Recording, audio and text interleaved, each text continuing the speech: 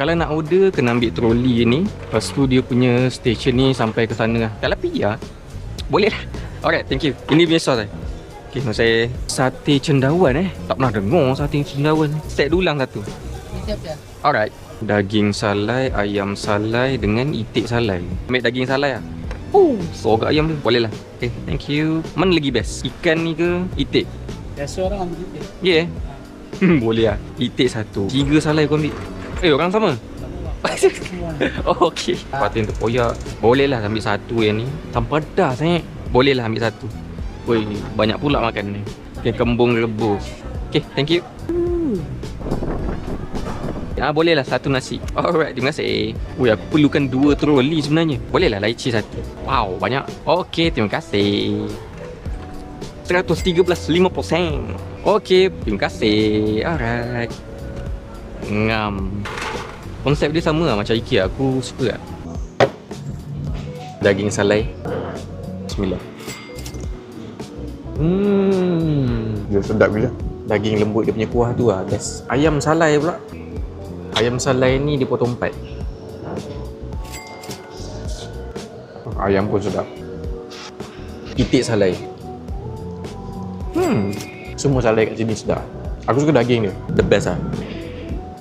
Asam pedas pari. Tak nasi sikit.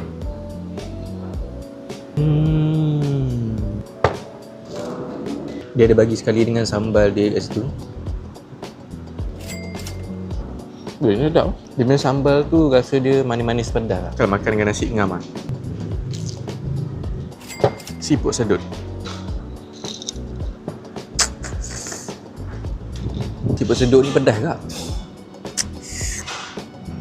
Macam aku sejenis manusia yang tak makan pedas sangat. Ini bagi aku agak pedas lah.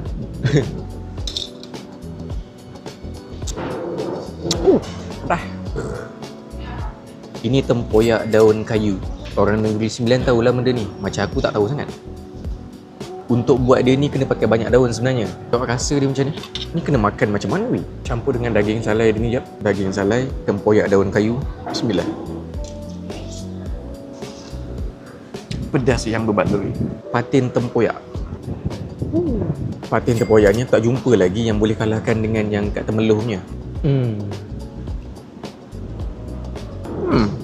Ni sedap. Boleh menyaingi yang kat Temeloh punya. Okey lah dia buat. Enjoy. Boleh makan.